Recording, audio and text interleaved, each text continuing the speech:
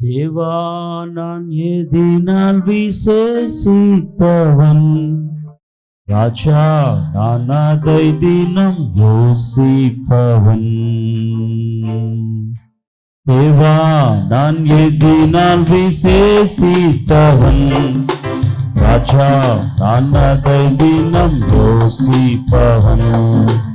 எதினா இது எதினா, இருந்தோடு வருவதினா. எதினா இது எதினா, இருந்தோடு.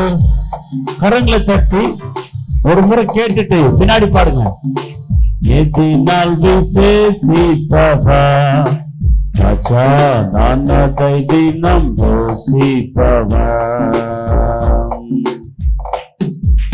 மேகஸ்தம்பம் மேலிருந்து பாதுகாக்குது, பாதை காட்டி பகலெல்லாம் கூட செல்லுது. மேகஸ்தம்பம் மேலிருந்து பாதுகாக்குது, பாதை காட்டி பகலெல்லாம் கூட செல்லுது. அன்பான தேவன் என்னோட வருவான், அவ்வப்போதும் என் வாழ்விலே. அன்பான தேவன் என்னோட வருவான், அவ்வப்போதும் என் வாழ்விலே. தேவா நான் எதினால் விசேஷித்தவன், ராஜா நான் அதை தினம் யோசிப்பவன். எதினா இது எதினா, என்னோடு வருவதினா. எதினா இது எதினா. கரங்களை தட்டி எல்லாரும் உற்சாகமா இந்த கால வேளையிலே சொல்லுங்க. எதினா இது எதினா, நீர் என்னோடு வருவதினா. எதினா இது எதினா. இயேசுவே, திறமையினால் அல்ல, ஞானத்தினால் அல்ல, அறிவினால் அல்ல. இது எதினா, நீர் என்னோடு வருவதினா. அல்லேலூயா. பக்தன் அருமையாக இந்த பாடலை பாடியிருக்கிறார். தேவா நான் எதினால் விசேஷித்தவன். எதினால?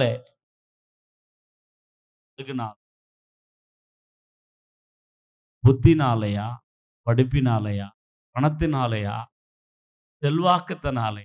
எதனால விசேஷித்தமானவர்கள்? எதனால? படிச்சிருக்கிறேன் அதனாலங்களா?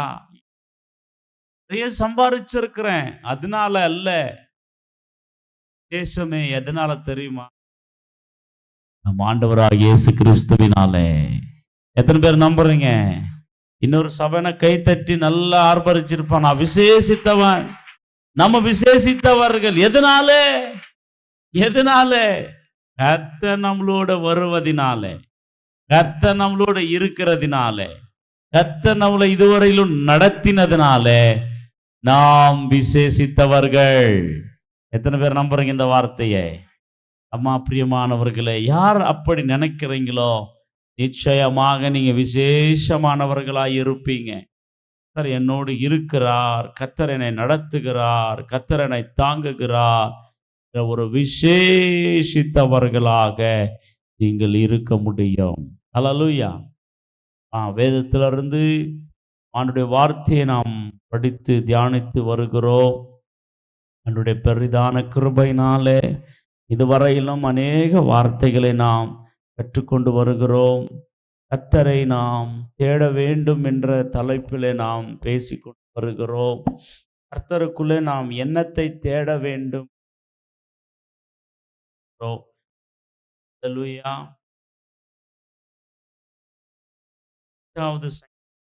4ஆம் வசனத்தை நாம் தொடங்கினோம். சங்கீதம் 105 4ஆம் வசனம். கர்த்தரையும் அவர் வல்லமையும் நாடுங்கள், அவர் வல்லமையும் நாடுங்கள், அவர் சமூகத்தை நித்தமும் தேடுங்கள். ஹல்லேலூயா. இந்த வசனத்தை தான் நாம் வாசித்து கொண்டு வந்து கொண்டிருக்கிறோம். அவருடைய சமூகத்தை நித்தமும் தேடுங்கள். கைப்பிடிச்சு சொல்லுங்க பக்கத்துல, அவருடைய சமூகத்தை நித்தமும் தேடுங்கள். ஹல்லேலூயா. ஆமா, அதுதான் நம்ம தேட வேண்டும் பிரியமானவர்களே. அவருடைய பாதத்தையும் அவருடைய சமூகத்தையும் நித்தமும் என்று சொல்ற அந்த வேர்டை நாம் பார்க்கும்போது டெய்லி, அதுக்கு ஸ்டாப், ஃபுல் ஸ்டாப் கிடையாது. தேடிக்கொண்டே இருக்க வேண்டும். எப்போ வரைக்கும்?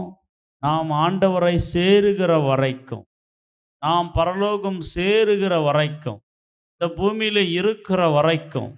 எப்போ தேடணும் அப்படின்னா, நமக்கு இன்ட்ரெஸ்ட் இருக்கும்போது அல்ல, நமக்கு வாஞ்சியா இருக்கும்போது அல்ல, நமக்கு நேரம் கிடைக்கும் போது மட்டுமல்ல. நாம் எந்த சூழ்நிலையில இருந்தாலும், நாம் எந்த இடத்துல இருந்தாலும் கர்த்தரை நாம் நித்தமும் தேடிக்கொண்டே இருக்க வேண்டும். அப்படி யாரெல்லாம் வேதத்திலே அவருடைய சமூகத்தை அவருடைய பாதத்தை தேடி போனார்களோ அவர்களை கர்த்தர் ஆச்சரிய விதமாக ஆசீர்வதிக்கிறார். ஆச்சரிய விதமாக அவர்களை வழி நடத்துகிறார். இந்த கால வேளையிலே ஆண்டவரை சமூகத்தை தேடி போனவர்களுடைய வாழ்க்கையிலே கர்த்தர் என்னத்தெல்லாம் செய்தார் என்றதை இப்பொழுது நாம் தியானித்து படித்து கொள்ள போகின்றோம். அவர்கள் தேடினார்கள், அவர்கள் தேவ சமூகத்திலிருந்து எண்ணத்தை பெற்றுக்கொண்டார்கள். நாம் தேடினாலும் நாம் எண்ணத்தை பெற்றுக்கொள்ளப் போகின்றோம் என்ற தலைப்பிலே நாம் வாசிக்க போகின்றோம். ஆமா, அன்னாளை பற்றி நாம் படித்தோமா? தமிழ் சர்வீஸில் இருக்கிறவர்கள் ரைட். தெலுங்குல ஃபாஸ்டாக இந்த செய்தியை நான் முடித்திருக்கிறேன். தமிழில் இருக்கிறவர்கள் நாம் நிறைய கான்செப்ட் இருக்கிறது இதுக்குள்ளே. ஒரு சில முடிந்த நேரத்தில் நாம் படித்து கொள்ள பிரயாசப்படுவோம். 1 சாமுவேல் எழுதின சரித்திர புத்தகம் 1 சாமுவேல். எல்லாரும் இந்த வசனங்களை திறக்கும்படியாக சபைக்கு அறிவிக்கிறேன். 1 சாமுவேல் 1ஆம் அதிகாரம் 15ஆம் வசனத்தை நாம் எடுத்துக்கொள்வோம். அதற்கு அன்னாள் பிரத்யுத்தரமாக, அப்படி அல்ல என் ஆண்டவனே, நான் மனக்லேசமுள்ள ஸ்ரீ, நான் திராட்சரசமாகிலும் மதுவாகிலும் குடிக்கவில்லை. நான் கர்த்தருடைய சந்நிதியில் என் இருதயத்தை ஊற்றிவிட்டேன். ஹல்லேலூயா. இங்கே நாம் நிறைய முறை இந்த செய்தியை நாம் வாசித்திருக்கிறோம், நிறைய முறை இந்த செய்தியை நாம் கேட்டிருக்கிறோம். ஆனாலும் ஒரு முறை நாம் ஞாபகப்படுத்தி கொள்ளலாம். இங்கே ஒரு அம்மா இருக்கிறாங்க. அந்த அம்மா பெயர் ஹன்னா. அன்னாள் என்ற இந்த அம்மாவுக்கு குழந்தை இல்லை. இன்னைக்கும் நாம் உலகத்தில் பார்க்கின்றோம், குழந்தை இல்லாத வேதனைப்படுகிறவர்கள் இருக்கின்றார்கள்.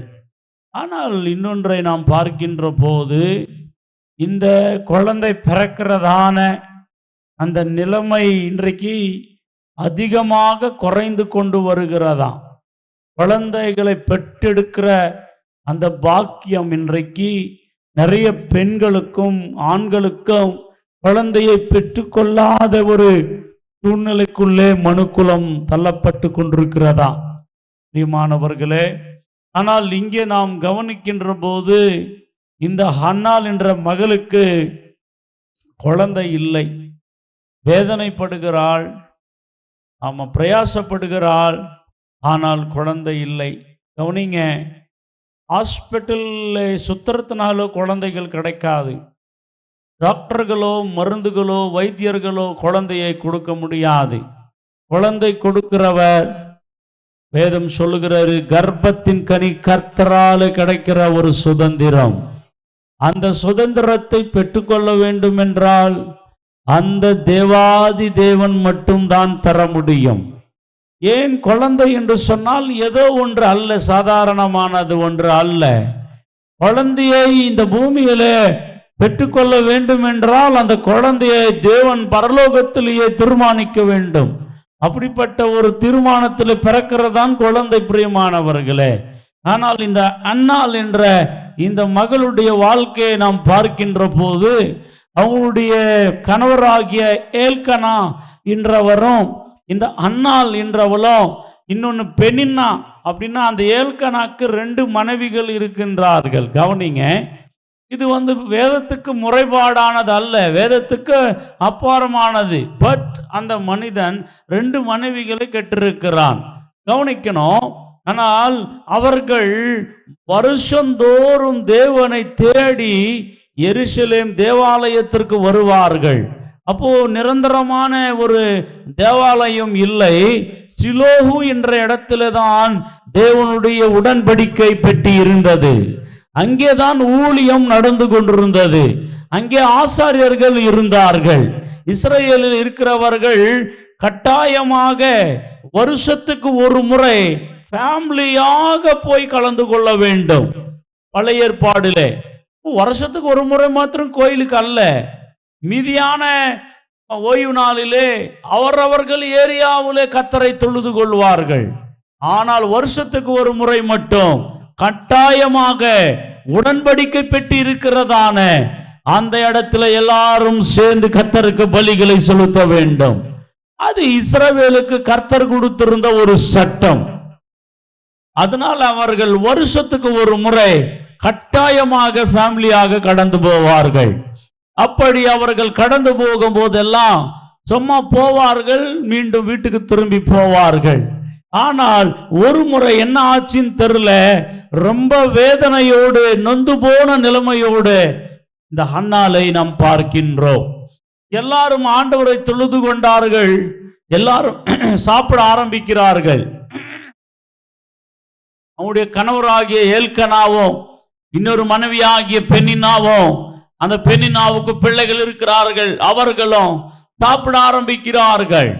பட் இந்த மகள் குழந்தை இல்லாததுனால ஆண்டவரை தேடி வந்திருக்கிறேன், ஆண்டவர் ஏன் எனக்கு குழந்தை கொடுக்காம பண்ணியிருக்கிறார் என்று சொல்லி அந்த வருஷம் அந்த அம்மா என்ன பண்ணிச்சு, சாப்பிடவில்லை. ஆண்டவருடைய சமூகத்தில் கடந்து போய் அங்கே வேதம் சொல்லுகிறது 15ஆம் வசனத்தில் தன் இருதயத்தை ஊற்றினாள் என்று பார்க்கின்றோம். எங்கே ஊற்றினால்? கணவருக்கு முன்பாக அல்ல, ஆசாரியனுக்கு முன்பாக அல்ல, மனுஷனுக்கு முன்பாக அல்ல, கர்த்தரின் சமூகத்திற்கு முன்பாக இருதயத்தை ஊற்றினாள். இந்த கால வேளையில் நீயும் நானும் கற்றுக்கொள்ள வேண்டும். நம்மளுடைய மனதிலே நிறைய தேவைகள் உண்டு, பிளான்ஸ் உண்டு, நம்ம ஹார்ட்ல நிறைய டிசைர்ஸ் உண்டு, கோரிக்கைகள் உண்டு. இதை செய்ய வேண்டும், அதை செய்ய வேண்டும், இதை வாங்க வேண்டும், அதை வாங்க வேண்டும், இதை கட்ட வேண்டும், எனக்கு ஒரு குழந்தை பிறக்காதா, எனக்கு ஒரு ஜாப் கிடைக்காதா, எனக்கு ஒரு நன்மை கிடைக்காதா, எனக்கு ஒரு ஆசீர்வாதம் கிடைக்காதா, இதுல எனக்கு சக்சஸ் கிடைக்காதா. ஆமா, ஆசைப்படுகிறது தவறு அல்ல, எதிர்பார்க்கிறது தவறு அல்ல. ஆனால் நீ ஆசைப்படுகிறதும் நீ எதிர்பார்க்கிறதையும் நிறைவேற்ற வேண்டும் என்றால் அந்த ஆசைகளையும் அந்த பிளான்ஸையும் எப்படி அன்னாள் தேவ சமூகத்திலே ஊற்றினாலோ அப்படி நீங்கள் ஊற்றும் போதுதான் கர்த்தர் கிரியை செய்ய ஆரம்பிப்பார். ஆமென் சொல்ல, ஆமென் சொல்ல, கேட்டுனே தான் இருப்பீங்க, உற்சாகமே வராது. ஆமென் ஆமென் சொல்ல மாட்டீங்களா?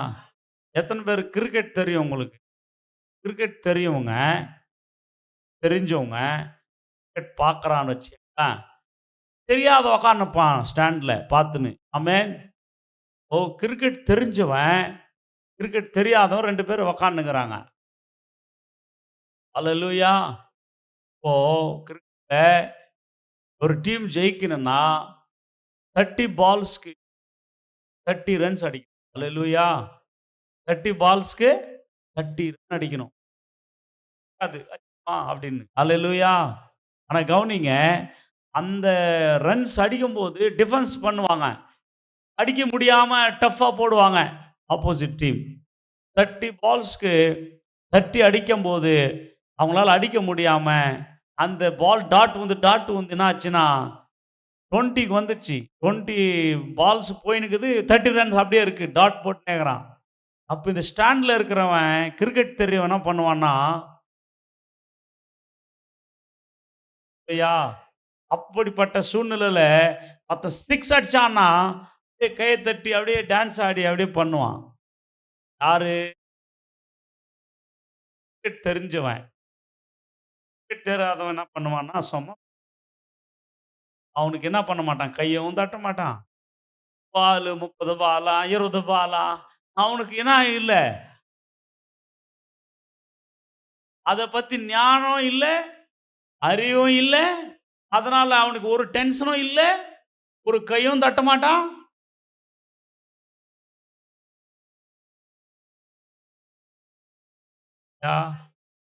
அந்த வித்தியாசம் உங்களுக்கு தெரிஞ்சிச்சா? இப்ப நான் சொல்றது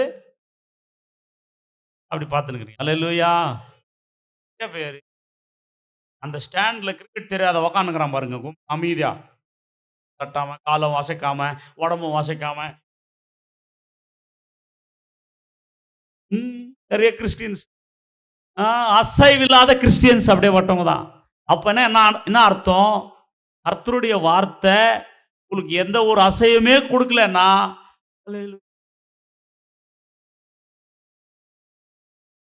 சொல்ல மாட்டீங்களா? அது அதை பத்தி தெரிஞ்சவன் என்ன பண்ணுவான், 6 அடிச்ச உடனே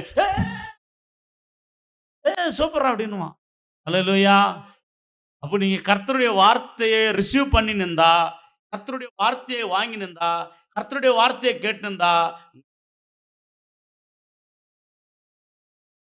என்ன பண்ணுவே? என்ன சொல்லுவே? எப்பயா ஹேண்டில் அமீதை ஒத்துக்கிறான், அவன் ஒன்றும் தெரியாத முடைய, அவனுக்கு அந்த கிரிக்கெட் என்ன பார்த்தாலும் ஒண்ணுமே தெரியாது அவனுக்கு. அசைவு இருக்கு. கர்த்தருடைய வார்த்தையை நீங்க ரிசீவ் பண்ணலன்னா, வாங்கலன்னா அவங்க ஒரு கையவும் தட்ட மாட்டாங்க, ஒரு கையவும் எடுக்க மாட்டாங்க, ஆமேனும் சொல்ல மாட்டாங்க, எதுவுமே. கர்த்தர் நல்லவர், கர்த்தர் அற்புதம் செய்ய போகிறான். எல்லாம் கிரிக்கெட் தெரியாத உக்காந்துக்கிற மாதிரி ஏசப்பா பத்தி கர்த்தர் நல்லவர். ஆமா, இயேசு எனக்கு நல்லவர், எனக்கு அற்புதம் செய்வார் அப்படின்னு இயேசுவை ருசித்து பார்த்தவன் என்ன பண்ணுவான்? கரங்களை உயர்த்தி கர்த்தர் நல்லவர் அப்படின்னுவான். நீங்க கர்த்தர் நல்லவர்னா, ஆமாவா கர்த்தர் நல்லவரை பார்க்கலாம் பக்கத்துல அப்படின்னு எங்கோ யோசனை பண்ணியிருந்தா வார்த்தை உங்களுக்குள்ளே வராது. அல்ல சொல்ல மாட்டீங்களா? அப்பா இப்போதான் கொஞ்சம் ஸ்டாண்ட்ல அவருடைய கையை ஸ்தோத்திரம். கவனிங்க பிரியமானவர்களே, இந்த அன்னாள் என்ற இந்த தாய் செய்த ஒரு காரியத்தை நாம் இன்றைக்கு புரிந்து கொள்ள போகின்றோம். என்ன பண்ணாங்க? அவங்களுக்குள்ள ரொம்ப பாரங்கள் இருந்திருக்கிறது, ரொம்ப வேதனை இருந்திருக்கிறது. அவங்களுக்கு ஒரே ஒரு மைண்ட்ல போய் நிக்குது, என்னது? குழந்தை இல்லை, குழந்தை வேணும், குழந்தை எனக்கு வேணும். இது கர்த்தர் சமூகத்தில் கேட்டா கொடுப்பாரு என்ற ஒரு நம்பிக்கையோட எங்க ஊத்துச்சான் இருதயத்தை. ஆமா சொல்லுங்க, பக்கத்துல கைப்பிடிச்சி எங்க ஊத்துச்சான்? ஆமா. எத்தனை பேரு உங்க இருதயத்தில் இருக்கிற பாரங்கள், உங்க குடும்பத்தில் இருக்கிற பாரங்கள், உங்க குடும்பத்தில் இருக்கிற நீட்ஸ்க்காக, தேவைகளுக்காக எத்தனை பேரு உங்களுடைய இருதயத்தை கர்த்தருடைய சமூகத்தில் ஊட்டுகிறவர்களா இருக்கிறீங்க? சர்ச்சுக்கு வர்றீங்க, பாரத்தோட வர்றீங்க, பாரத்தோட போறீங்க, தேவையோட வர்றீங்க, தேவைகளை வைத்து அப்படியே போறீங்க. எத்தனை பேரு கர்த்தருடைய சமூகத்துல உங்க இருதயத்தில் இருக்கிற டிசைர்ஸை ஆண்டவருடைய பாதத்துல ஊட்டி இருக்கீங்க?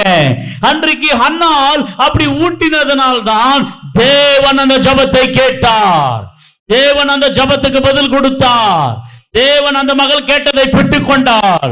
இந்த கால வேளையிலே நீயும் நானும் சர்ச்சைக்கு வர்ற மாதிரி வர்றோம், பாடுறோம், கேட்கிறோம், போயினேக்கிறோம். ஆனா நிறைய தேவைகள் இருக்குது வாழ்க்கையிலே, நிறைய தேவைகளோடு இருக்கிறீங்க. பட் அதை உங்களுக்கு வச்சுட்டு பேசிக்கிட்டு தேவ சமூகத்தில் எதுக்கு நம்ம வர்றதுன்னா, தேவைகள் எல்லாம் என் தேவன் சந்திப்பார். நான் எதிர்பார்க்கிறதுல கர்த்தர் எனக்கு உதவி செய்வார். நான் ஆண்டுடைய பாதத்தில் ஊட்டி விடுவேன். நான் ஆண்டுடைய பாதத்தில் இறக்கி விடுவேன்.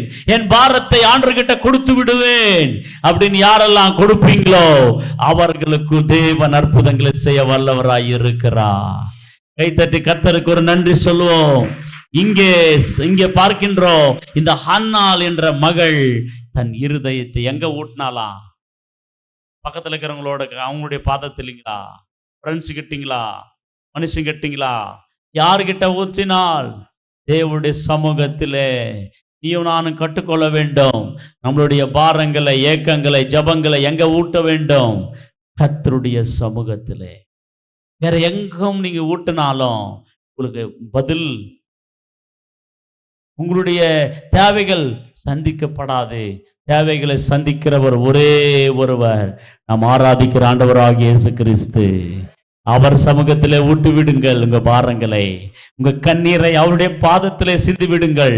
உங்க தேவைகள் எல்லாம் அவருடைய பாதத்திலே இறக்கி வைத்து விடுங்கள்.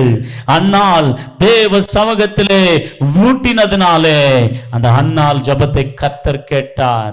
ஒரு குழந்தைக்கு பதிலாக 3 ஆண் குழந்தைகளும் 2 பெண் குழந்தைகளும் கர்த்தர் கொடுத்தார். கரங்களை தட்டி கர்த்தருக்கு நாம் நன்றி சொல்லுவோம். ஆமா, அன்னாள் மட்டுமல்ல, இந்த ஆராதனையில வந்திருக்கிற நீ நானும் என்ன நடக்குது வித்தியாசம்னா, வருகிறோம் போறோம், அவ்வளவுதான். வருகிறோம் போறோம், வார்த்தை கேட்கிறோம் போறோம். கடைசியில இந்த ஒப்பு கொடுக்கும் போதாவது ஜெபிக்க சொல்றோம் இல்லைங்களா? அப்ப கூட நிறைய பேர் வாயை திறக்க மாட்டுறாங்க. நிறைய பேர் வேடிக்கை பார்த்துனுக்குறாங்க. முன்ன யாரு பின்ன யாரு, ஆமா, கண்ணை திறந்து பார்த்துன்னு வேடிக்கை பார்த்துனுக்குது நிறைய பேர். அப்படின்னா என்ன? அவங்களுக்கு நம்பிக்கை இல்லை. ஜெபிச்சா கர்த்தர் இந்த காரியத்தை கொடுப்பார், நிறைவேற்றுவார் என்ற நம்பிக்கை இல்லாம இருக்காங்க.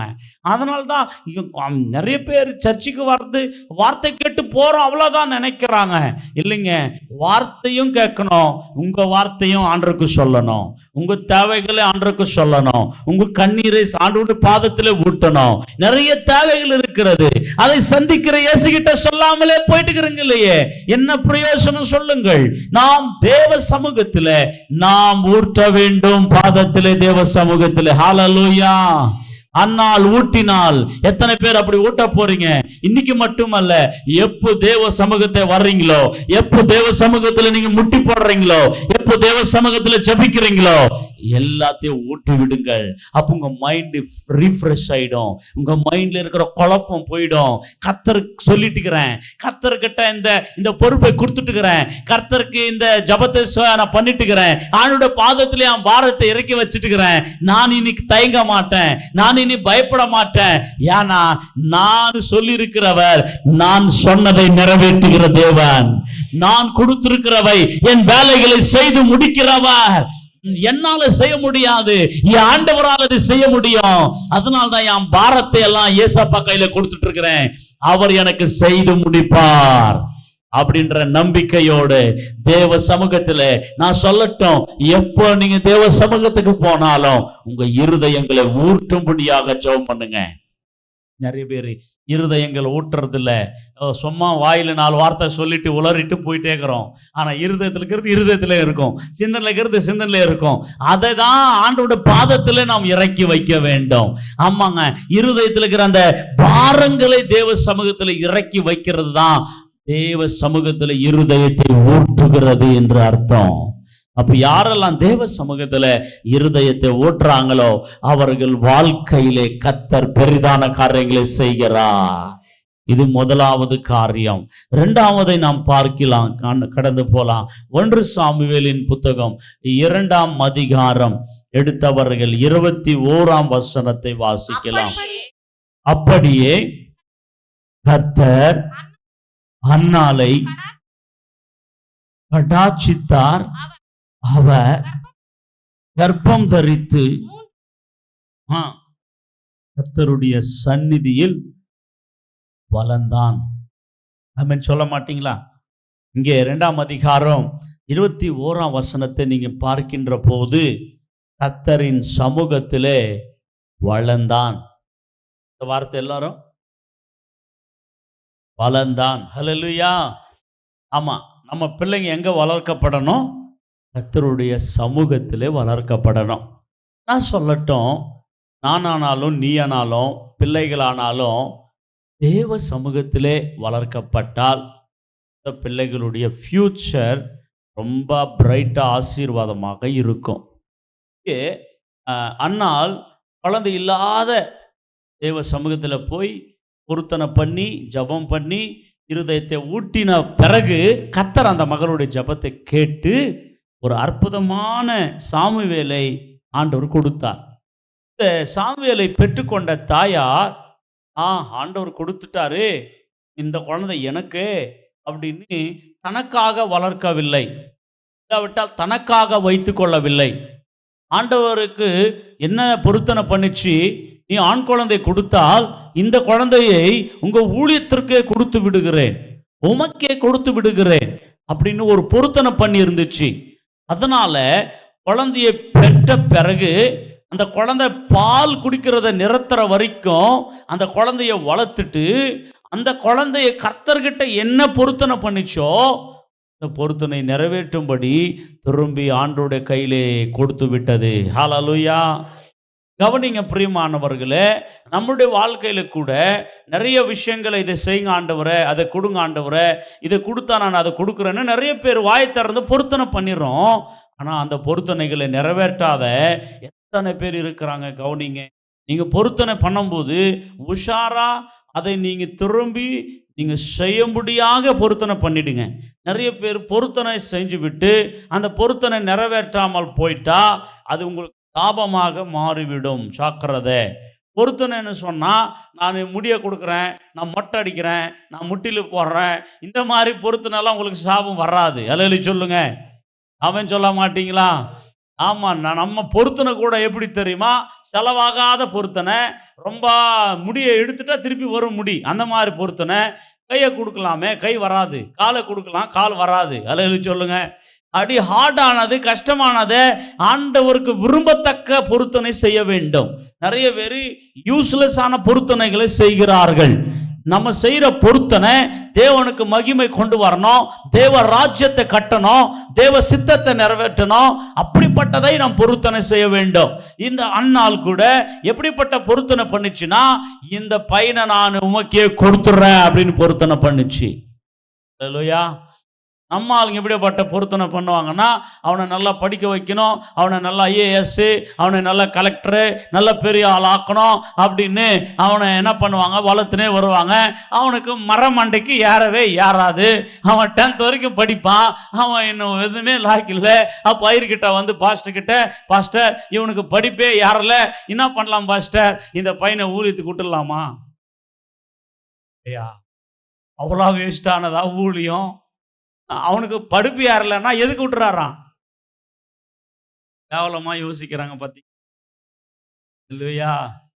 நிறைய பேர் ஐஏஎஸ், நிறைய பெரிய பெரிய உத்தியோகங்களை ரிசைன் பண்ணி ஊழியங்களுக்கு வந்தா படிப்பு யாராதவனவோ, என்ன தெளிவு கம்மியாக இருக்கிறவனவோ, ஞானம் குறைஞ்சவனை எங்கே விடுறாங்களாம்? எதை கொடுத்தாலும் பெஸ்டானதை கொடுக்க சொல்லுங்க. எப்படி கொடுக்கணும்? ஆண்டவருக்கு என்ன கொடுத்தாலும் ஒரஸ்டானதை நீ கொடுத்தேன்னா உங்கள் வாழ்க்கை ஒரஸ்டாகவே இருக்கும். எப்போ ஆண்டவருக்கு கொடுக்கறதுல நீ பெஸ்ட்டாக கொடுக்குறியோ வாழ்க்கை கூட சும்மா பெஸ்ட்டாக இருக்கும். அல்லேலூயா. அது தெரிய மாட்டுது. ஆனால் குழந்தையை கொடுத்து இல்லாதானா பிறந்துச்சு குழந்தை, நிறைய நாள் இல்லைங்களா குழந்தை அந்த அம்மாவுக்கு. அப்போ பெட்டுக்குன்னு அந்த அம்மா அந்த குழந்தைய ஆண்டவருக்கே கொடுத்து விட்டது. அதனால் ஆண்டவர் எத்தனை குழந்தை கொடுத்தாரு? 21 வாசிச்சோம். நீங்க சொல்லணும், அண்ணாளுக்கு எத்தனை குழந்தைன்னா சொல்லணும் நீங்க. ஆமா, எத்தனை ஆம்பளை? 3 ஆம்பளை. அந்த அம்மா கேட்டது எத்தனை குழந்தை? ஒரு குழந்தை கொடுங்க ஆண்டவரேன்னு. அந்த குழந்தை யாரு கொடுத்துச்சு? குழந்தை இல்லாம பிறந்துச்சு, நான் கொடுக்க மாட்டேன்னு வச்சுட்டா. ஒனே கனே ஒரே குழந்தை இருந்திருக்கு. அந்த குழந்தைய யாருக்கு கொடுத்துச்சு? ஆண்டவருக்கு கொடுத்ததுனால ஆண்டவர் எத்தனை குழந்தைகளை கொடுத்தார பாத்தீங்களா? அப்போ இந்த சீக்ரெட் நிறைய பேருக்கு தெரியாது. நம்ம பெருக்கணும் அப்படின்னா, நம்ம வளரணும்னா, நம்ம டெவலப்மெண்ட் ஆகணும்னா, அந்த குழந்தைய கொடுத்தது கடவுள் தான். அந்த கடவுள் கொடுத்ததே ஆண்டவர் கொடுத்தா நம்மளை கர்த்தர் பெருக்கத்தின் ஆசீர்வாதத்தால் நிரப்புவார். அல்லேலூயா. நம்ம பணம் சம்பாதிக்கிறோம், அந்த பணத்தை கூட ஆண்டவர் தான் கொடுக்கிறது. எப்படி? ஜாப் கொடுத்தாரு, வேலை கொடுத்தாரு. நிறைய பேர் வேலை இல்லாம ஓட்டிக்கிறாங்க. தோத்திரம். வேலை இல்லை, நான் என்ன பண்ண முடியாது? அவனால உத்தியோகில என்ன பண்ண முடியாது? சம்பாதிக்க நிறைய பேருக்கு வேலை இருக்கும், ஆனா வேலைக்கு இவர் போக முடியாம பத்துன்னு பாரு ஹாஸ்பிட்டல். எப்படி சம்பாதிக்க முடியும்? சம்பாதிக்கிறதை கர்த்தர் தான் கொடுக்கிறாரு, பணத்தை கர்த்தர் தான் கொடுக்கிறாரு. அவர் கொடுக்கறதுலயே ஒரு காண்ட்ருக்குன்னு கொடுக்கணும், அவ்வளவுதான். அவன் சொல்லுங்க. அப்படி நிறைய கொடுக்காதவங்கிற கரங்களை உயர்த்துங்க பார்க்கலாம். எத்தனை பேர் இருக்கிறீங்க கொடுக்காதவங்க, ஆண்டு கொடுக்காதவங்க? ஹல்லேலூயா. அவன் சொல்ல மாட்டீங்களா? நிறைய பேர் இருக்காங்க. நீ கையடக்க வேண்டாம். ஆண்டருக்கு நீங்க கொடுக்காத வரைக்கும் நீங்க மல்டிபிகேஷன் ஆக முடியாது. உங்க தேவைகளை கர்த்தர் சந்திக்க முடியாது. ஹல்லேலூயா சொல்ல மாட்டீங்களா? ஏன் அப்படின்னு சொல்லலாம், நீங்க கர்த்தருடைய ராஜ்யத்தை கட்டுமான பணியிலே நீங்கள் உங்க கரம் இருக்க வேண்டும். சொல்லுங்க. அப்போ இந்த அன்னாள் யாரை கொடுத்தாள் என்று சொன்னால், தன் மகனையே கொடுத்து விட்டாள். அந்த மகன் எங்க வளர்ந்தானா? சந்நிதியில். சொல்லுங்க இந்த வார்த்தையை, கர்த்தருடைய சந்நிதியில். உங்க பிள்ளைங்க எங்க வளர்றாங்க? உங்க பிள்ளைங்க எங்க உக்காடுறாங்க? பிள்ளைங்க எங்க சுத்துறாங்க? உங்க பிள்ளைங்க எங்க இருக்கிறாங்க? பிள்ளைங்களை எங்க வளர்க்குறீங்க? பிள்ளைங்க எங்க உலர்ன்னு இருக்கிறாங்க? எங்க உக்காடுறாங்களோ, எங்க சுத்துறாங்களோ, எங்க இருக்கிறாங்களோ, யாரோடு இருக்காங்களோ அவங்களை மாறுவார்கள். அகிறத தேவ சமூகத்தில் வளர்க்க வேண்டும். தேவ பாதத்தில் முட்டி போட கற்றுக் கொடுங்க. உங்க பிள்ளைகளுக்கு வேதத்தை உக்காந்து படிக்க தியானிக்க கற்றுக் கொடுங்க. தேவனுடைய சமூகத்தில் உங்க பிள்ளைகள் இருப்பார்கள் என்று சொன்னால் நிச்சயமாக உங்க பிள்ளைகளை கர்த்தர் உயர்த்தி ஆசீர்வதிப்பார். உங்க பிள்ளைங்க கர்த்தருடைய சமூகமா இல்லைன்னா வேறவா? பிள்ளைகள் பார்த்தீங்களா, கேம், இன்னும் உலகத்தில் இருக்கிற இன்டர்நெட், இன்னும் நிறைய வகைர நிறைய பிள்ளைகள் இருக்கிறதை பார்க்கின்றோம். ஆனால் வேதத்தை எடுக்கவே மாட்டாங்க, ஜபிக்கவே மாட்டாங்க, குடும்ப ஜபத்தில் உக்காரவே மாட்டாங்க. பெண் பிள்ளைகள் இருப்பார்கள், நிறைய ஆண் பிள்ளைகள் இருப்பார்கள். அப்படிப்பட்டவருடைய வாழ்க்கையில் எல்லாமே குறைவாக இருக்கும். நம்ம பேரண்ட்ஸு படிக்கிற அதில் மேலே இருக்கிற இன்ட்ரெஸ்ட்டு, அவங்கள ஸ்கூலுக்கும் காலேஜுக்கும் அனுப்புகிற இன்ட்ரெஸ்ட்டு, சர்ச்சுக்கு கூட்டின்னு வரணும், பைபிளை வாசிக்க வைக்கணும், ஜபம் பண்ண வைக்கணும், நல்ல தேவ சமூகத்தில் பிள்ளைங்களை வளர்க்கணுன்ற அந்த இன்ட்ரெஸ்ட்டில் அவங்க காட்டவே மாட்டாங்க. இதில் இவங்களும் கேர்லெஸ்ஸாக இருப்பாங்க, அவங்களும் கேர்லெஸ்ஸாக இருப்பாங்க. இந்த கேர்லெஸ்னஸ் என்ன ஆகும்னா எல்லாத்திலும் ஃபெயிலியருக்கு கொண்டு போகும். லட்சம் பணம் கொட்டி கான்வென்ட்டில் சேர்த்துவீங்க, லட்சமாக பணம் கொட்டி காலேஜில் சேர்த்துவீங்க. ஆனால் கடைசியில் எல்லாமே ஃபெயில். காரணம் என்ன தெரியுமா? தேவ பக்தியில் வளர்க்காமல் போயிட்டீங்க. தேவ சமூகத்தில் பிள்ளைகளை வளர்கிற பிள்ளைகளாக இருக்கும்ன்ற போது அவர்களுக்கு ஞானத்தை கொடுப்பார், பாதுகாப்பை கொடுப்பார், அறிவை கொடுப்பார், புத்தியை கொடுப்பார். அவர்கள் உலகத்தில் சாயாமல் தேவன் பாதுகாத்து கொள்வார். அந்த பிள்ளைகள் படிப்பார்கள், பட்டதாரிகளாய் மாறுவார்கள், உன்னதமான உத்தியோகம் செய்கிறவர்களாய் மாறுவார்கள். நான் சொல்லட்டும், உங்கள் பிள்ளைகள் எங்கே இருக்கிறார்கள்? ஒரு கேள்வி கேட்டுக்கலாமா? உங்கள் பிள்ளைகள் உங்களோட வந்திருக்காங்களா சர்ச்சுக்கு? உங்கள் பிள்ளைகள் வேதத்தை படிக்கிறாங்களா? உங்கள் பிள்ளைகள் ஜெபம் பண்ணுறாங்களா? உங்கள் பிள்ளைகள் வேதத்தை வாசிக்கிறாங்களா, ஜெபிக்கிறாங்களா? இல்லைனா உலகத்தில் இருக்கிற பிள்ளைகளோடு விட்டுருக்கீங்களா? உங்கள் வில்லேஜில் இருக்கிற பிள்ளைகளோடு சுற்றி கொண்டிருக்கீங்களா? இன்னைக்கு நாய் சுற்றுற மாதிரி நிறைய பிள்ளைகள் சுற்றி கொண்டிருக்கிறார்கள். அவங்களுடைய வாழ்க்கை நாரி போகும். பிரியமானவர்களே, நான் சொல்லட்டும், ஆமாம், உங்கள் பிள்ளைகளை நீங்கள் எப்படி உருவாக்குறீங்களோ, உங்கள் பிள்ளைகளை எப்படி தயார் பண்ணி கொள்ளுகிறீங்களோ, அந்த பிள்ளைகள் உங்களுக்கு ஆசீர்வாதமாய் மாறுவார்கள், உங்கள் குடும்பத்துக்கு ஆசீர்வாதமாய் மாறுவார்கள். அன்றைக்கு சாமுவேல் தேவ சமூகத்தில் வளர்ந்ததனால, ஆமா பிரியமானவர்களே, 3 ஊழியங்களை செய்தான் என்று பார்க்கின்றோம். சாதாரணமான ஊழியம் அல்ல. ஒரு மனுஷன் ஒரு ஊழியம் தான் செய்ய முடியும். ஆனா ஒரே மனுஷன் 3 ஊழியங்களை செய்தான் என்று பார்க்கின்றோம். ஹல்லேலூயா. அது வேதத்துல அப்படிப்பட்ட ஒரு 3 ஊழியம் செய்த ஒரு மனுஷன் இருப்பான் என்று சொன்னால் அது சாமுவேல் தான். பிரியமானவர்களே, ஆமென் சொல்ல மாட்டீங்களா? அதை காமிக்கிற வேகமா கடந்து போல வாங்க. எப்படி 3 ஊழியங்களை செய்தான் என்று பார்க்கிறோம். முதலாவது, சாமுவேல் ஒரு தீர்க்கதரிசியாக கர்த்தர் நியமித்தார் என்று பார்க்கிறோம். இஸ்ரவேலுக்கே ஒரு தீர்க்கதரிசியாக மாறினான். வாசிக்கலாம் 1 சாமுவேல் 4ஆம் அதிகாரம், 1 சாமுவேல் 3ஆம் அதிகாரம் 19ஆம் வசனத்தை வாசிக்கலாம். சாமுவேல் வளர்ந்தான். கர்த்தர் அவனுடனே கூட இருந்தார். அவர் தம்முடைய எல்லா வார்த்தைகளிலும் ஒன்றையாகிலும் தரையிலே விழுந்து போக விடவில்லை. சாமுவேல் கர்த்தருடைய தீர்க்கதரிசிதான் என்று தான் முதல் பெயர்ஷபா மட்டுமல்ல சகல இஸ்ரவேலருக்கும் விளங்கினது. ஹல்லேலூயா சொல்ல மாட்டீங்களா? ஒரு கரங்களை தட்டி கர்த்தரை நாம் மகிமைப்படுத்துவோம்.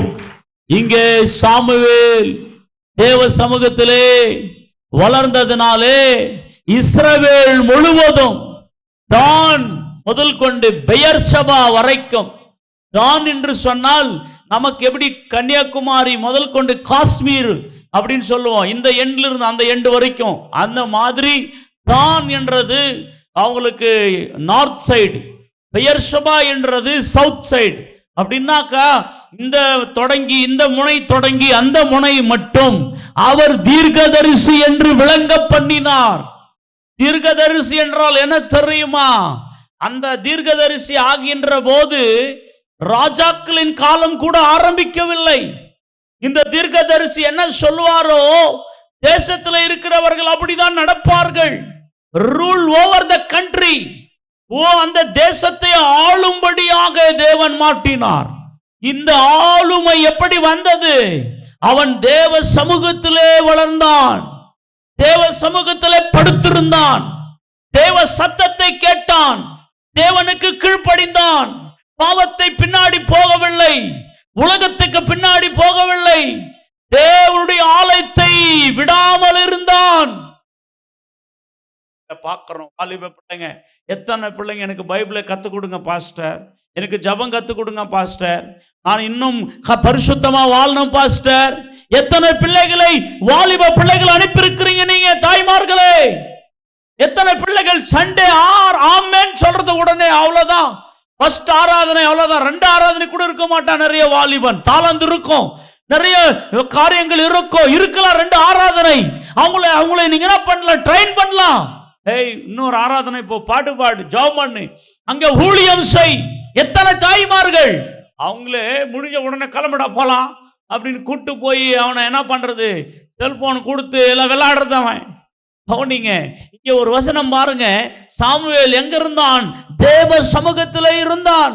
1 சாமுவேல் 3ஆம் அதிகாரம் இங்க பாருங்களா, 2ஆம் வசனத்துல 3ஆம் வசனம் பாருங்க, எங்க படுத்திருந்தானா? தேவனுடைய பெட்டி இருக்கின்ற கர்த்தருடைய ஆலயத்தில் தேவனுடைய விளக்கு அணைந்து போகும் முன்னே சாமுவேலும் படுத்து கொண்டிருந்தான். ஹல்லேலூயா. சாமுவேல் எங்க படுத்துனானா? உடன்படிக்கை பெட்டிக்கு பக்கத்திலே படுத்துன்னு இருந்தானா? தேவ சமூகத்திலே படுத்துன்னு இருந்தா. பிள்ளைங்க எங்க படுத்துன்னு இருக்கிறாங்க?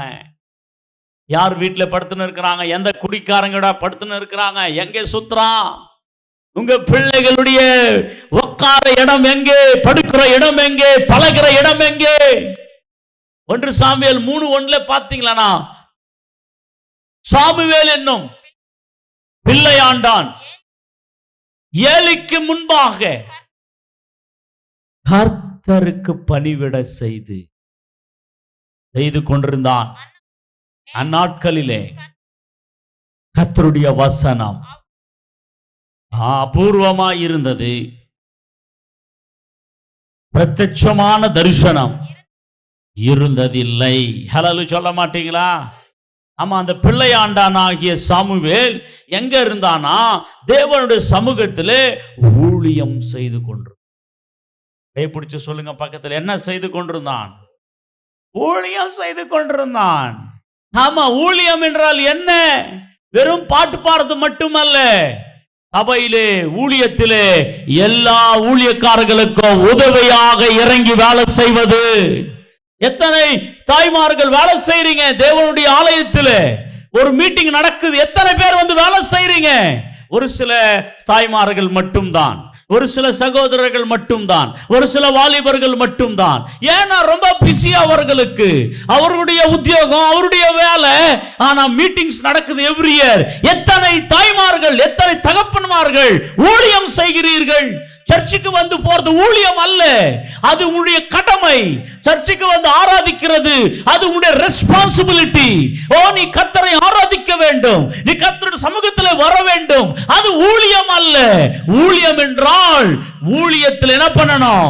ஒரு மீட்டிங் நடக்குது, வால் போஸ்ட் போறது, ஸ்டேஜ் கட்டுறது, ஆடியோ எல்லாம் வைக்கிறது, அங்கே இறங்கி வேலை செய்யறது, சாப்பாடு கிட்ட சமைக்கிறது. பண்டிகை நடக்குது, 4 நாள் லீவ் போட்டு வேலைக்காரங்க தமிழ்ல இருக்கா, 6 நாள் கூட மீட்டிங் நடக்குது, ஒரு நாள் லீவ் வைங்க. ஆனா அன்னைக்கே ரொம்ப டபுள் டியூட்டி பண்ணோம். அன்னைக்கு சபையில இந்த வருஷம் ஒரு தீர்மானம் பண்ணுங்க, இந்த வருஷம் 2 நாளாவது பகல்ல நைட்ல நாம் இருக்க போகின்றோம். 2 days ஃபேமிலியா தேவ சமூகத்தில் வரணும். 26, 27, 28, 26 சண்டே வருது, அன்னைக்கு கவர் ஆயிடுது. 27, 28 அன்னைக்கு 2 நாள் எல்லாரும் ஊழியம் செய்யணும். இந்த முறை எல்லாரும் பெரியவங்க சின்னவங்க 2 நாள் வேலைக்கு லீவ் போடுங்க. ஒன்னாகாது, எந்த நஷ்டம் ஆகாது, எந்த பிரச்சனை ஆகாது. ஒரு ப்ரீ பிளான் பண்ணிக்கோங்க. 2 days கர்த்தருடைய ஊழியத்தில் இருக்க போகின்றோம். 2 days தேவ சமூகத்தில் ஜெபிக்க போகின்றோம். கர்த்தர் மிரக்கிள் செய்வார். நான் சொல்லட்டும், தேவ சமூகத்தில் உங்களுடைய நேரம், உங்களுடைய வாழ்க்கை செலவு பண்ணா நீங்க நஷ்ட போக மாட்டீங்க, லாபத்தை பெற்றுக் கொள்வீங்க. இங்கே சாமுவேல் என்ற பிள்ளையை தேவ சமூகத்தில் வளர்ந்ததுனால அவன் பெற்றுக்கொண்ட கனம் என்ன தெரியுமா? முதலாவது ஒரு ஊழியம் அவனுக்கு ஆண்டவர் கொடுத்தார். பூர்த்தி இஸ்ரவேலுக்கே அவர் தீர்க்கதரிசியாக மாறினான். சாமுவேல் என்ன சொல்றாரோ அந்த இஸ்ரவேல் முழுவதும் கேட்டே தீர வேண்டும். சட்டங்களை எழுதினவர் சாமுவேல். அன்றைக்கு எப்படி அந்த தேசத்தை ஆள வேண்டும் என்று ஆளுமை செய்தவர் சாமுவேல். முதல் ஊழியம். 2வது ஊழியம் என்ன கொடுத்திருந்தார் ஆண்டவர் பார்க்கலாம் வாங்க வேகமாக. 1 சாமுவேல் 7ஆம் அதிகாரம் 15ஆம் வசனம், 15ஆம் வசனம், 16ஆம் வசனம். சாமுவேல் உயிரோடு இருந்த நாளெல்லாம் இஸ்ரவேலை நியாயம் விசாரித்தான். அவன் வருஷம் வருஷம் புறப்பட்டு பெத்தேலையும் கில்காலையும் மிஸ்பாவையும் சுற்றி போய் அவன் இடங்களில் எல்லாம் இஸ்ரவேலை நியாயம் விசாரித்த பின்பு அவன் திரும்பி வருவான். ஹல்லேலூயா சொல்ல மாட்டீங்களா? என்ன விசாரித்தான்? He is a judge. ஒரு அட்வொகேட் அல்ல, ஜட்ஜ். ஆமென். ஒரு நியாயவாதியாக மாறினான். இஸ்ரவேலுக்கு நியாயம் சொல்றது, நியாயம் விசாரிக்கிறது சாமுவேல் தாங்க. ஆல்ரெடி ஒரு போஸ்ட் இருக்கு, அப்பாயிண்டட் ஆயிருக்கிறாரு தீர்க்கதரிசி. அது போகாம அவர் என்னவா இருக்கிறாரா? நியாயம் விசாரிக்கிறவராயிருக்கிறார். அப்போ எல்லாரும் நியாயம் கேட்கறதுக்கு சாமுவேல் கிட்ட வர வேண்டும். சாமுவேலுக்கு அவ்வளவு ஞானத்தை கர்த்தர் கொடுத்திருந்தார். சாமுவேலுக்கு அவ்வளவு அதிகாரத்தை கர்த்தர் கொடுத்திருந்தார். காரணம் என்ன? நான் சொல்லட்டும், தேவ சமூகத்திலே வளர்கிற பிள்ளைகள் அப்படி உயர்வான பிள்ளைகளாக கர்த்தர் மாற்றுவார். தேவ சமூகத்திலே வளர்க்கிற பிள்ளைகள் அவர்கள் உன்னதமான பிள்ளைகளாக கர்த்தர் உயர்த்துவார். சாமுவேல் அப்படி தேவ சமூகத்துல உலர்ந்ததினாலே, அவர் இருந்ததினாலே தீர்க்கதரிசியாக கர்த்தர் மாட்டார். அதாவது நியாயம் தீர்க்கிறவராக. மூன்றாவது நாம் பார்க்கிறோம் அவர் செய்து கொடுத்திருந்த ஊழியம். மூன்றாவது 1 சாமுவேல் 10ஆம் அதிகாரம் எடுத்து வாசிக்கலாம். 8ஆம் வசனம். நீ எனக்கு முன்னே கில்காலுக்கு இறங்கி போய் சர்வாங்க தகன பலிகளையும் சமாதான பலிகளையும் செலுத்தும்படிக்கு நான் உன்னிடத்தில் வருவேன். நான் உன்னிடத்தில் வந்து நீ செய்ய வேண்டியதை உனக்கு அறிவிக்க மட்டும் 7 நாள் காத்திரு என்றார். ஹல்லேலூயா சொல்ல மாட்டீங்களா? இங்க முதல் ராஜா சவுல் ஏற்படுத்தும் போது சாமுவேல் சொல்றாரு, கில்கால் என்ற இடத்துல நீ பலிகள் எல்லாம் ஆயத்தப்படுத்து, எனக்காக காத்து கொண்டு நான் வந்து பலிகளை செலுத்துவேன். ஹல்லேலூயா சொல்ல மாட்டீங்களா? ஆமாங்க, பலிகளை செலுத்த வேண்டும் என்று சொன்னால் பிரியமானவர்களே, பலிகளை செலுத்த வேண்டும் என்றால் யாருன்னா அவங்க பலிகளை செலுத்தக்கூடாது. யார்தான் பலி செலுத்த? ஆசாரி பத்திரம் பலி சொல்ல மாட்டீங்களா? அப்ப இங்கே சாமுவேல் சொல்றாரு, கில்காலில் எல்லாம் ஆயத்தம் பண்ணிட்டு நான் வர்ற வரைக்கும் வெயிட் பண்ணுப்பா. யாருக்கு சொல்றது? ராஜாவுக்கே சொல்றாரு, ராஜா நான் வர்ற வரைக்கும் எனக்காக வெயிட் பண்ணு. ஆமா, 7 நாள் கடைத்த பிறகு நான் வருவேன், அன்னைக்கு பலி செலுத்துவேன். ஏன்னா ராஜா பலி செலுத்த முடியாது, ராஜா பலி செலுத்தக்கூடாது, ஆசாரியன் தான் பலி செலுத்த வேண்டும். ஹல்லேலூயா! ஒரு கரங்களை தட்டி கர்த்தருக்கு நன்றி சொல்லுவோம். ஹல்லேலூயா! அப்ப எத்தனை போஸ்ட், எத்தனை ரெஸ்பான்சிபிலிட்டி ஆண்டவர் கொடுத்திருந்த சாமுவேலுக்கு சொல்லுங்க. 1 தீர்க்கதரிசி, 2வது நியாயம் விசாரிக்கிறவன், 3வது பலிகளை செலுத்துகிற ஒரு ஆசாரிய வேலை. இந்த 3 வேலைகளை கர்த்தர் சாமுவேலுக்கு கொடுத்தார். சாமுவேலுக்கு கொடுக்கிறதுக்கு ஒரே ஒரு காரணம், பக்தி உள்ளவனாய் கர்த்தருக்காக வளர்ந்தான், தேவ சத்தத்தை கேட்கிறவனாய் இருந்தான், தேவ சமூகத்தில் ஊழியம் செய்தவனாய் ஊழியம் செய்தான். அது மட்டுமல்ல, அந்த உடன்படிக்கை பெட்டிக்கிட்டேயே தூங்கி கொண்டிருந்தான். ஆசாரன் கிட்ட கடவுள் பேசல, இவர்கிட்ட பேசினாரு.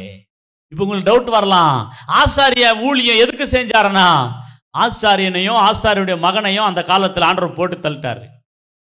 ஆசாரியனே இல்லை. ஹல்லேலூயா சொல்லுங்க. அப்போ ஆசாரிய வேலையும் செய்யக்கூடிய திராணியை சாமுவேலுக்கு கர்த்தர் கொடுத்திருந்தார். எப்படி இருக்குதோ பாருங்க, கர்த்தர் ஆசாரியனை ஊழியங்களை கொடுத்திருந்தார். இன்னைக்கு நான் சொல்லட்டும் பிரியமானவர்களே, நீங்க சின்ன வேலை இருக்கலாம், சின்ன ஜாப் இருக்கலாம், நீங்க சின்ன படிப்பு படிச்சுன்னு இருக்கலாம், நீங்க அதிலேயே கர்த்தர் உங்களை உயர்த்த வேண்டும் என்றால் நீங்கள் ஒரு பார்ட் ஆஃப் டைம் உங்க வாழ்க்கையிலே கர்த்தருக்கு என்று ஒரு முக்கியத்துவம் கொடுங்கள். முழங்காலின் ஜெபம் பண்ணுங்கள், வேதத்தை அதிகமாய் வாசியுங்கள், உங்க வீட்டையே தேவ சமூகமாய் மாற்றி விடுங்கள். நீங்கள் முழங்கால் போடும் போதெல்லாம் தேவ சமூகத்தை அனுபவியுங்கள். அந்த தேவ சமூகம் உன்னை என்ன பண்ணும் என்றால், அன்றைக்கு இஸ்ரவேலை முன்னும் இருந்து நடத்தினது, பின்னும் இருந்து நடத்தினது, வனாந்தரத்தில் நடத்தினது, காட்டு மேட்டில் நடத்தினது, பசி இல்லாம நடத்தினது, பத்திரமாய் நடத்தினது. அந்த சமூகம் இஸ்ரவேலுக்கு முன் சென்ற சமூகம். யாரெல்லாம் ஜெபிக்கிறாங்களோ உங்களுக்கும் செல்லும். சாமுவேலுக்கு முன்னிருந்த சமூகம், சாமுவேலை உயர்த்தின சமூகம் உங்க பிள்ளைகளை உயர்த்த வேண்டும் என்றால், நீங்கள் உயர்த்தப்பட வேண்டும் என்றால் அந்த சமூகத்துக்குள்ள வந்தாதான் அப்படி நடக்கும். ஆணோட சமூகத்துக்கு வராம டிவி சமூகத்தில், சினிமா சமூகத்தில், சீரியல் சமூகத்தில் அங்கே இங்கே ஃப்ரெண்ட்ஸோட உக்காந்து அரட்டை அடிச்சுட்டு கேலி பண்ணின்னு பரியாசம் பண்ணின்னு யூஸ்லெஸ்ஸா வேஸ்ட்லெஸ்ஸா நீங்க அங்கே உக்காந்துட்டு இருந்தா உங்க வாழ்க்கை நாரி போகும். பிரியமானவர்களே, நீங்கள் அங்கே உக்காரக்கூடாது. உங்களுடைய சமயத்தை, நேரத்தை வேஸ்ட் பண்ணக்கூடாது, யூஸ் பண்ண வேண்டும். உங்க சமயத்தை என்ன பண்ணக்கூடாது, காலட்சேபம் பண்ணக்கூடாது. உங்களுடைய நேரத்தை நீங்கள் என்ன பண்ணக்கூடாது, விட்டுறக்கூடாது, நீங்கள் யூஸ் பண்ண வேண்டும். ஒவ்வொரு துள்ளி மணி நேரம் விலையேறப்பட்டது. என்ன செய்ய வேண்டும் என்று நீங்கள் அதை டிசைன் பண்ணிக்கொள்ள வேண்டும், ஷெட்யூல் பண்ணிக்கொள்ள வேண்டும். இன்னைக்கு நிறைய பிள்ளைகள் இன்னைக்கு உலகத்துக்கும் பாவத்துக்கும் நேரத்தை செலவு பண்ணி அவர்கள் நாலேஜை கெயின் பண்ணாம, நாலேஜை பெற்றுக்கொள்ளாம, படிக்காம இன்னைக்கு ஃபெயில் ஆகி இன்னைக்கு பயங்கரமான கஷ்டத்தை அனுபவிக்கிறவர்கள் நிறைய பேர் இருக்கீங்க. தயவு செஞ்சு உங்களுக்கு இருக்கிற ஸ்டடீஸை நீங்க ப்ராப்பரா படிங்க, காலேஜுக்கு ப்ராப்பரா போங்க, நல்ல பயத்தோட படிங்க. ஒரு ஜாப் பெற்றுக்கொள்ள வேண்டும், நல்ல கை நிறைய சம்பாதிக்க வேண்டும். எங்க அப்பாவுக்கு இருக்கிற கஷ்டம், எங்க அம்மாவுக்கு இருக்கிற பிரச்சனை, குடும்பத்தில் இருக்கிற தரித்திரம், குடும்பத்தில் இருக்கிற வறுமை, குடும்பத்தில் இருக்கிற பிரச்சனை, நான் அதை மாற்றிவிட வேண்டும், கடனே இல்லாதபடி எங்க குடும்பத்தை கர்த்தர் ஆசீர்வதிக்க வேண்டும் என்ற அந்த பாரம் பிள்ளைகளுக்கு வர வேண்டும். பிள்ளைகளுக்கு அதை ஊட்ட வேண்டும். பேரண்ட்ஸ் தான் அதை கற்றுக் கொடுக்க வேண்டும். லைட்டா நீங்க எடுத்துக்காதீங்க உங்க பிள்ளைகளை, நீங்க கேர்லெஸ்ஸா விட்டுறாதீங்க உங்க பிள்ளைகளை. அப்படி விட்டுட்டீங்களா அவங்க கேர்லெஸ்ஸா போய் யூஸ்லெஸ்ஸா மாறி உங்களுக்கே அவங்க முள்ளா மாறிடுவாங்க, உங்களுக்கே பிரச்சனையா மாறிடுவாங்க, உங்களுக்கே தலைவலியா மாறிடுவாங்க. ஒம்பும் பிரச்சனையும் இருக்கும். அதனால தான் நான் சொல்லட்டும், தேவ சமூகத்திலே வளர்க்க வர பிள்ளைகளாக உங்க பிள்ளைகளை வளர்க்க வேண்டும். மூன்றாவது காரியத்தை பார்க்கலாம். முதலாவது, அன்னாள் தேவ சமூகத்திலே தன் இருதயத்தை ஊட்டினால் தேவன் அந்த மகளுக்கு குழந்தை பாக்கியங்களை கொடுத்து ஆசீர்வதித்தார். முதலாவது. இரண்டாவது, சாமுவேல் என்ற மகன் தேவ சமூகத்திலே வளர்க்கப்பட்டான். அதனால் தான் 3 விதமான பொறுப்புகளை கர்த்தர் கொடுத்து உயர்த்தினார். அப்போ நான் என்ன பேச வர்றேன்னா, தேவ சமூகம் தேடின என்னென்னலாம் பேசிக்கொண்டு. மூன்றாவது, தேவ சமூகம் மூன்றாவது நாம் பார்க்கலாம். 1 சாமுவேல் 7ஆம் அதிகாரம் வேகமாக எடுத்து வாசிக்கலாம். 6ஆம் வசனம். 1 சாமுவேல் 7ஆம் அதிகாரம் 6ஆம் வசனம். அவர்கள் அப்படியே மிஸ்பாவிலே கூடி வந்து தண்ணீர் மொண்டு கர்த்தருடைய சந்நிதியில் ஊற்றி அன்றைய தினம் உபவாசம் பண்ணி கர்த்தருக்கு விரோதமாய் பாவம் செய்தோம் என்று அங்கே சொன்னார்கள். மிஸ்பாவிலே சாமுவேல் இஸ்ரவேல் புத்திரரை நியாயம் விசாரித்து கொண்டிருந்தான். ஹல்லேலூயா. இப்போ இஸ்ரவேல் எங்க வந்திருக்காங்கன்னா, மிஸ்பா என்ற இடத்திற்கு வந்து தண்ணி மொண்டு ஊத்துற மாதிரி இருதயத்தை ஊட்டுகிறார். தண்ணின்னா தவறுல தண்ணி பூச்சின்னு வந்து ஊத்திட்டாங்க அப்படின்னு அல்ல. அது கீழ வசனத்தை நீங்க பார்த்தீங்களா, ஆண்டவருக்கு விரோதமாக நாங்கள் பாவம் செய்தோம். பாவ அறிக்கை ஜெபம் பண்ணுகிறார்கள். பாவத்துக்கு நொந்து வேதனைப்படுகிறார்கள், அல்றாங்க. ஐயோ, நான் கர்த்தருக்கு விரோதமா வாழ்ந்துட்டேன், கர்த்தருக்கு விரோதமா நடந்துட்டேன், கர்த்தருக்கு விரோதமா இந்த காரியத்தை செஞ்சுட்டேன். அதனால தான் இந்த தோல்வி என் வாழ்க்கையிலே, இந்த கண்ணீர் எதுக்கு தான் இந்த என் வாழ்க்கையிலே, இந்த நஷ்டங்கள் அதுக்கு தான், இந்த பிரச்சனை அதுக்கு தான் அப்படின்னு உணர்றாங்க, ரியலைஸ் ஆகுறாங்க இஸ்ரவேல் ஜனங்க. மிஸ்பாவிலே சாமுவேல் இருக்கிறார். அங்கே சாமுவேலுக்கு முன்பாக தேவ சமூகத்திலே அவர்கள் பாவிகள் என்று அறிக்கை பண்ணி இருதயத்தை ஊட்டி ஜபிக்கிறார்கள். அவர்கள் பாவிகள் என்று ஒத்துக்கொள்ளுகிறார்கள். உணர்வு உள்ளவர்களாக இஸ்ரவேல் ஜெபிக்கிறார்கள். இன்னைக்கு எத்தனை பேர் ஆண்டவருக்கு விரோதமாக தவறி போகும்போது, ஆமா நான் தவறிட்டேன், இதை நான் செஞ்சிருக்க கூடாது, இதை நான் செஞ்சுட்டேன் அப்படின்னு எத்தனை பேர் மனஸ்தாபப்படுகிறீங்க? எத்தனை பேர் உங்க வாழ்க்கையை ஆண்டவருக்கு முன்பாக சப்மிட் பண்றீங்க? கேஷுவலா எடுத்துக்கிட்டீங்களா? உங்களை பெரிய பாவத்தில் இழுத்து கடைசியில் உங்களை நரகத்துக்கு கொண்டு போயிடும். இதுக்காக தான் டெய்லி நாம் செக் பண்ண வேண்டும். இன்னைக்கு ஆண்டவரே நமக்கு விரோதமாக நான் பேசிட்டேனா, உங்கள் சித்தத்தை விட்டுட்டு நான் வாழ்ந்துட்டேனா அப்படின்னு டெய்லி உங்களை செக் பண்ணி அறிக்கை ஜெபம் பண்ண வேண்டும். Daily, Deva please forgive me Lord, என்னை கழுவி சுத்திகரிங்க. இந்த ஃபர்கிவ்னஸ் நான் பெற்றுக்கலன்னா, இந்த தேவ சமயத்தில் அறிக்கை ஜெபம் பண்ணலன்னா, அம்மா ஒரு மிஸ்டேக் பண்ணி 2 மிஸ்டேக் பண்ணி அப்படியே கேஷுவல் ஆகி அப்படியே நாம் ஆண்டரை விட்டு பிரிஞ்சு போகிற ஒரு வாழ்க்கை வந்துடும். ஜாக்கிரதை. ஒவ்வொரு நாளும் சின்னதைய கூட அது ஒரு பெருசா தேவ சமூகத்தில் இறக்கி வச்சு கழுவுங்கன்னு சொல்லணும். சாமுவேல் அன்னைக்கு மிஸ்பாலை இவங்க எல்லாரும் கூட்டி சேர்த்து ஜெபிக்க வச்சாரு. அவங்க உபவாசம் பண்ணி ஜெபம் பண்ணி இருதயத்தை தேவ சமூகத்தில் ஊத்துனாங்க. ஆண்டவர் அவங்க பாவங்களை பண்ணி உங்களுக்கு இறங்கினாரு, அவங்கள மன்னித்து ஏத்துக்கினாரு. என்ன நடந்துச்சு?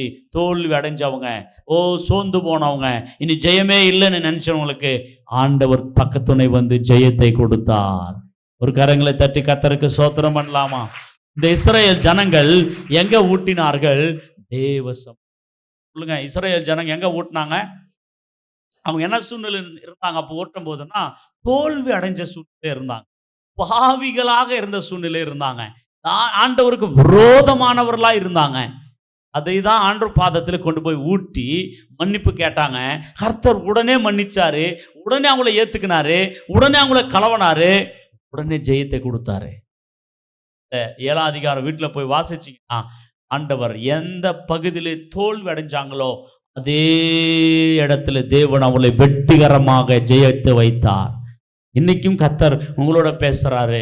நீங்க ஒருவேளை தோல்வி அடைஞ்சிருக்கலாம், சோர்ந்து போயிருக்கலாம், ஒண்ணுமே இல்லாம இருக்கலாம். எத்தனை பேர் தேவ சமூகத்தில் இருதயத்தை ஊட்டுறீங்களோ? ஆமா, என்னென்னலாம் இருதயத்தில் ஏக்கம் இருக்கிறது, என்னென்னலாம் இருதயத்திலே பாரம் இருக்கிறது, ஊட்டுவீர்களா? ஆண்டோட சமூகத்தில் ஊட்டுவீங்களா? ஜீசஸ், என் வாழ்க்கையை நான் ஊற்றுகிறேன், என் வாழ்க்கையில நிறைய கேள்விகள் இருக்கிறது, என் குடும்பத்துல நிறைய பிரச்சனைகள் இருக்கிறது, எனக்கு நிறைய நீட்ஸ் இருக்கிறது, சந்தியும் ஆண்டவரே, அப்பா எனக்கு உதவி செய்யும். அன்னாளை போல, இஸ்ரவேல் ஜனங்களை போல இருதயத்தை உங்க சமூகத்திலே ஊட்டு விடுகிறேன். எனக்கு கிருபை பாராட்டும் ஆண்டவரே. உம்முடைய சமூகத்தில் என் இருதயத்தை ஊட்டி விடுகிறேன், என் பாரங்களை உங்க பாதத்திலே வைத்து விடுகிறேன். நான் கலங்கி தவிக்க மாட்டேன். எல்லாரும் ஆண்டவரை நோக்கி எல்லாரும் ஜெபம் பண்ணுங்க. யாரும் மௌனமா இருக்காதீங்க. எத்தனை தேவை இருக்குதோ வாயை திறந்து சொல்லுங்க. இப்போ ஆமா, உங்களுக்கு என்னென்ன வேணும், இந்த வாரத்துல என்ன வேணும், இந்த மாசத்துல என்ன வேணும், உங்க பிள்ளைகளுக்கு என்ன வேணும், உங்க தனிப்பட்ட வாழ்க்கைக்கு என்ன வேணும், உங்க பிசினஸ் கர்த்தர் ஆசீர்வதிக்கணுமா, நீங்க பிளான் பண்ணி இருக்கிறத கர்த்தர் சக்சஸ் பண்ணணுமா? யாரும் மௌனமா இருக்காதீங்க. ஜெபம் ஆரம்பிங்க, ஜெபம் ஆரம்பிங்க. வாலிப பிள்ளைகள் ஜெபம் ஆரம்பிங்க, பெரியவர்கள் ஜெபம் ஆரம்பிங்க, கர்த்தரை நோக்கி பார்க்க ஆரம்பிங்க. எல்லாம் வாயை திறந்து ஜெபம் பண்ணுங்க. பக்கத்துல யாரும் நோக்கி பார்க்காதீங்க. எஸ், ஆண்டவரை நோக்கி பாருங்க, ஆண்டவரை நோக்கி பாருங்க, இயேசுவை நோக்கி பாருங்க, கர்த்தரை நோக்கி பாருங்க. இயேசுவே இயேசுவே என்று ஆண்டவர்கிட்ட ஜெபம் பண்ணுங்க. வல்லமை கொடுங்கன்னு கேளுங்க, வரங்களை கொடுங்கன்னு கேளுங்க, அபிஷேகத்தை கொடுங்கன்னு கேளுங்க, ஆவின் வரங்களால் நிரப்புங்கன்னு கேளுங்க. ஓரா பாபா பாபா பா ஓரி மாஷகரபா ரபா பாபா பாபா பா. தேவனுடைய வல்லமை, தேவனுடைய வல்லமை, தேவனுடைய வல்லமை, தேவனுடைய வல்லமை, தேவனுடைய வல்லமை, தேவனுடைய வல்லமை. ஹalleluya ரபா ரபா ஷகரமா. எல்லாரும் ஆண்டவருடைய பாதத்தில் ஊட்டி விடுங்க. ஹalleluya ஹalleluya ஹalleluya ஹalleluya. கர்த்தர் மேல் பாரத்தை வைத்து விடு, கலங்கி துடிக்காதே, அவரே உன்னை ஆதரிப்பார், அதிசயம் செய்வார். கர்த்தர் மேல் பாரத்தை எல்லாம் பாடுங்க. கலங்கி பிரதர்ஸ், அவரே உன்னை ஆதரிப்பார், அதிசயம் செய்வார். நீதிமன்றல்லாத விடமாட்டா, நித்தமும் காத்து நடத்திடுவா. நீதிமன்றல்லாத விடமா. எல்லாம் உற்சாகமா கண்களை மூடி ஆவியிலே நிறைந்தவர்களாக கை தட்டி பாருங்க. பிள்ளைங்க, பெரியவங்க, தள்ளாத விடமாட்டா, நித்தமும் காத்து கை தட்டி. நீதிமான் தள்ளாட விட மாட்டேன், காத்து நடத்திடுவா. கர்த்தர் மேல் பாரத்தை வைத்து, எல்லா பாரத்தை வச்சிருங்க. உங்க மைண்ட்ல இருக்கிற பாரம், உங்க அழுத்தம் எல்லாம் வச்சிருங்க. வேலை பாரம் கர்த்தர் நிறைவேற்றுவா, கலங்காதே. செய்யான் செய்வா மேல் பாரத்தை. ஆமென்.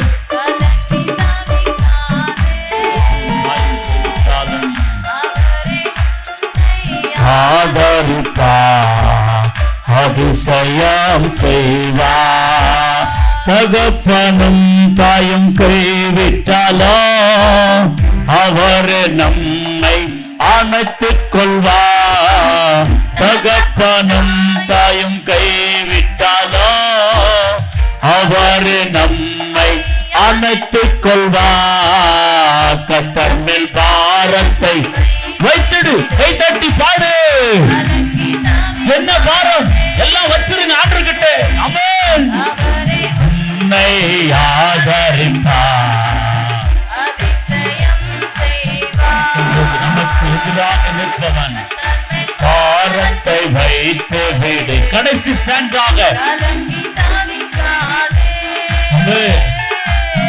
அவரே உன்னை ஆதரிப்பார், அதிசயம் செய்வார். கர்த்தர் நம் சார்பில் இருக்கும் போது நமக்கு எதிராய் நிற்பவன் யார்? கர்த்தர் நம் சார்பில் இருக்கும் போது நமக்கு எதிராய் நிற்பவன் யார்? கர்த்தர் மேல் பாரத்தை கரங்களை தட்டி வைத்து விடு, தவிக்காதே. அவரே உன்னை ஆதரிப்பார், அதிசயம் செய்வார். கர்த்தர் மேல் பாரத்தை வைத்து விடு. சரி, தவிக்காதே. கலங்கி தவிக்க மாட்டேன் ஆண்டவரே. உன்னை ஆதரிப்பார், அதிசயம் செய்வார். கர்த்தர் மேல் பாரத்தை வைத்து விடு. கலங்கி தவிக்க மாட்டேன். அவரே உன்னை ஆதரிப்பார், ஆதரிப்பார், பலப்படுத்துவார், தாங்குவார், ஏந்துவார், உயர்த்துவார்.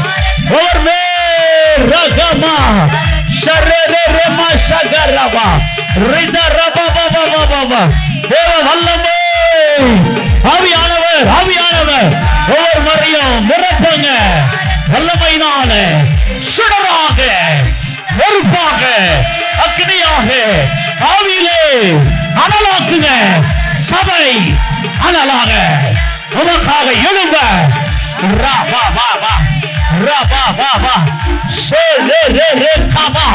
எழுப்புதல் அடையட்டும், ஜப வல்லமை இறங்கட்டும். வாரங்கள் அல்ல உங்க பாதத்திலே ஊட்டப்படுவதாக. எல்லாருமே ஆண்கள் பெண்கள் அபிஷேகம் கலங்கி தவிக்காதே. அவரே உன்னை ஆதரிப்பார், அதிசயம் செய்வார், அதிசயம் செய்வார். எல்லாருடைய கரங்களை உயர்த்தி கர்த்தர் நம் சார்பில் இருக்கும் போது நமக்கு எதிரா நிற்பவன் யார்? சொல்லுங்க கரங்களை உயர்த்தி. சார்பில் இருக்கும் போது நமக்கு எதிரா நிற்பவன் யார்? கர்த்தர் மேல் பாரத்தை வைத்து விடு, கலங்கி தவிக்காதே. அவரே உன்னை ஆதரிப்பார்,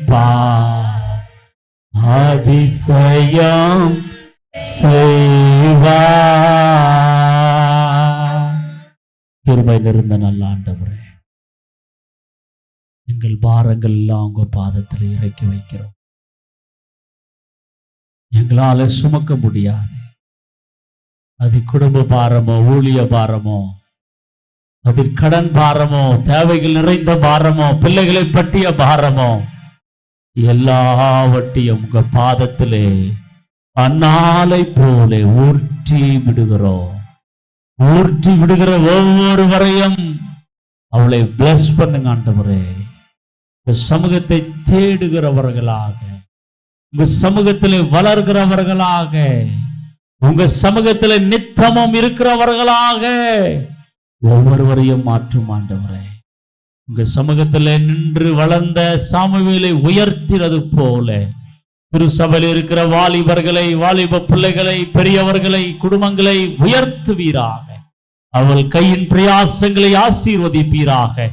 தரித்திரங்கள், வறுமைகள், பட்டாங்குறைகள், பண பிரச்சனைகள், கடன் பிரச்சனைகள், வியாதியின் போராட்டங்கள், சத்துருவின் போராட்டங்கள், சூன்யங்கள், மந்திரங்கள், பிசாசினுடைய கிரியைகள் எல்லாம் இயேசுவின் நாமத்திலே அழிந்து போவதாக, உடைந்து போவதாக, எரிந்து போவதாக இயேசுவின் நாமத்தினாலே.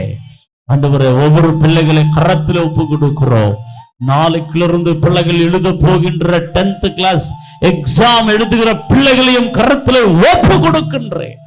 அவர்களை ஆசீர்வதியும். நல்ல விதமாக எழுத ஞானம், கல்வி, கிருபைகளை தருவீராக.